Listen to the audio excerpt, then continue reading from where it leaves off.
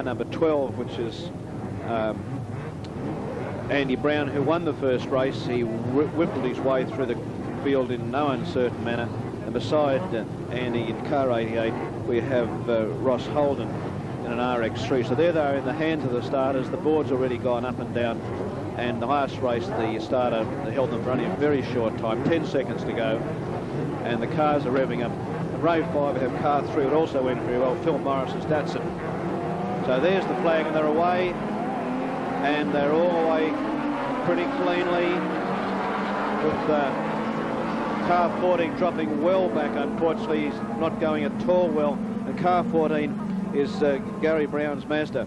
So there they're going down into Goodyear corner, and no troubles. The brakes, brake lights on everywhere, a bit of locking up brakes, round through Valvoline and onto the back straight, with one of the cars giving quite a wiggle there. And it's the bright green, it looked like, I think it's a Mazda, but in the lead, already jumped in the lead now is car number 1, and it's Warwick Massey's RX7, and he's really flying on the back straight.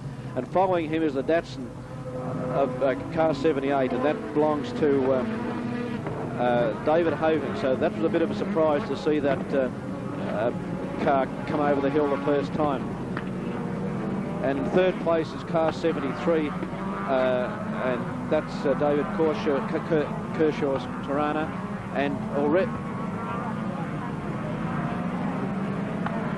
yes, that's the winner from the first heat, car 12, is going to make his presence felt again, I think, already pushing up through the field. And that, of course, is Andy Brown. Cars flying down the main straight, and it's still car number 1 holding it quite comfortably around out of the bottom end corner here at Calder. Up over the mountain with this stage, don't forget this is a 10-lap race, and we've noticed already today that 10-lappers have started to whittle the field down. More retirements as the wear and tear of racing has taken its part on cars that perhaps with less than perfect preparation. But it's still car number 1, but only just at this stage. The car 73, the Torana, is right on his tail as they stream round through Glowweave and onto the main straight with this magnificent RX7 putting its tail down in an exhilarating way. But the Torana is not giving it much ground at all. In fact, I think we're going to find the brake lights come on. The cars are closing up. There on the video, you can see them not quite side by side, but the Mazda's got the inside running, and so there's no way he's going to get taken at this stage in the race. But there's only the length of a car between them as they clear Valvoline and head up the back straight through the wiggle woggle and up over the mountain. But still, it's that RX7. And now with the field stringing out. There's magnificent dice going on now between first and second place. In fact, I think we're going to have a change of position.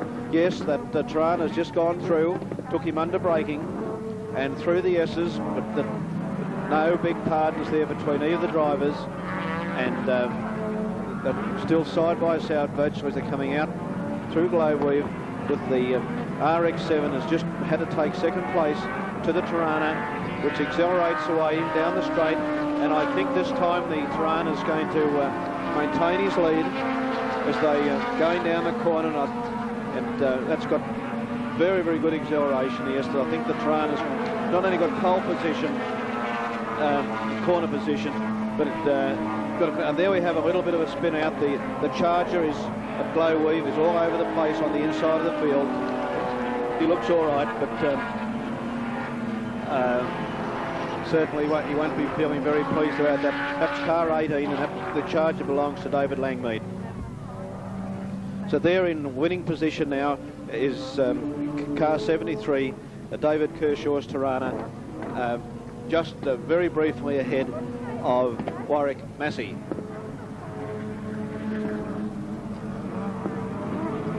Car 12 seems to have car 12 was doing so well for a while, is now down to about 5th place, and quite a long way behind them, the leading cars, which are just going past the broadcast box now.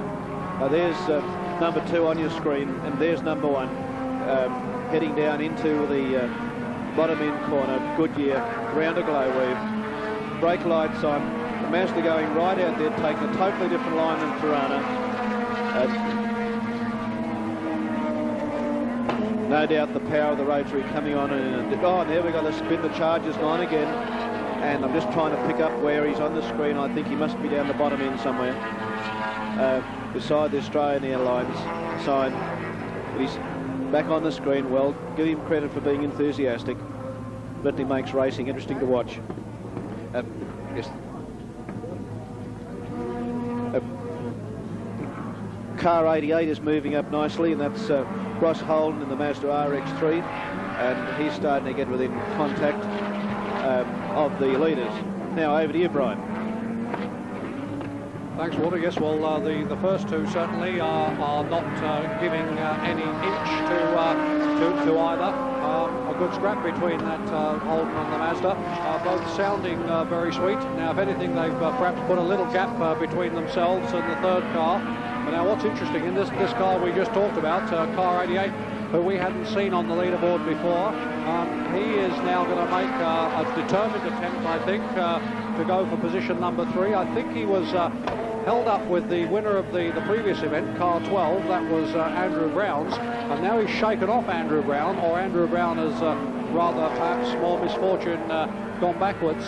This has left Ross with a bit of breathing space. He can now concentrate on chasing the guy in front of him rather than having to worry about holding off Andy Brown. So what we've got is we've got the first 4 cars are pretty well the clearance of the back straightaway, with the exception of Andy Brown, who's obviously experienced some problem during the early laps of this race, because he was and should have been up there, and we lost him in Valvoline. Well, he's got it all back on the road again, but he's got a lot of leeway to make up now this time round. So now what we've got is we've got Holden, a couple of Mazdas, and then sports Mazdas, that is, of the RX variety, and then the RX3 of Ross Holders, and that's probably going to sort out our top 4 places. Now whether Warwick Massey can get organised here. Now there's a situation, we're just telling Ross Holder how well he's done, and out of our sight but on our video camera we find that he's gone and put it all on the grass. That's no doubt cost him an awful lot of time, probably dropped him back to 4th almost certainly, and I'll be able to give you a definite on that in a moment. No, in fact it didn't drop him a place at all, because he's come out now immediately ahead of Andrew Brown, who's obviously going to fight desperately now for his 4th place back. But that gave you an idea as to how much he had in hand. He went off quite a long way into the grass. He clearly had to back off the accelerator pedal, let everything sort itself down on the greenery and the dry stuff. Meanwhile, back with our leaders, and it's now argumentative, but it's now an RX-7. Car 1, that's Warwick Massey's car, has grabbed back the lead, but I have to suggest to you that's by no more than half a car's length as they go into Goodyear. Holds a tight line on the inside, but he's got the Torana right on his boot lid. There's no room for taking a wide line here now. We lose them just briefly, and out on the back of the circuit meantime we have a car that has pulled itself off. Let me take you back to the leaders. Car 1, now he's gained himself a few cars length. Now we're not sure, because we lose them temporarily, as to whether that was a driver error or there was a hiccup. But our car in 3rd place now has really joined the leaders. I think I'd have to say to you now that there are 3 cars out there who are legitimately scrapping in glow weave for the first 3 places. Then there is a gap. Then we have car 88. Then we have car 12. But as they go past us now on the start-finish line, cars 1, 78 and 73, and in fact 73 has in fact slowed down. That is obviously a motor vehicle problem. He's clearly slowed down. Now what that's done is that's given Warwick Massey in car 1 a nice breather.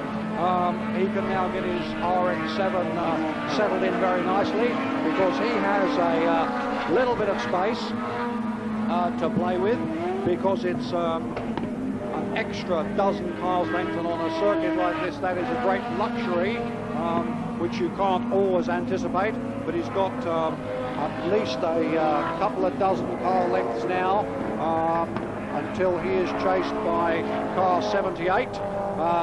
That's David Hogan's Datsun. But I think David's got a lot of work to do in the amount of the race that's left, if he's to make any impression at all. And I suspect that David will be feeling that he's got a bonus by having second handed to him from both in front now and behind, because the guy who led him has dropped out and the guy who was behind him had a spin.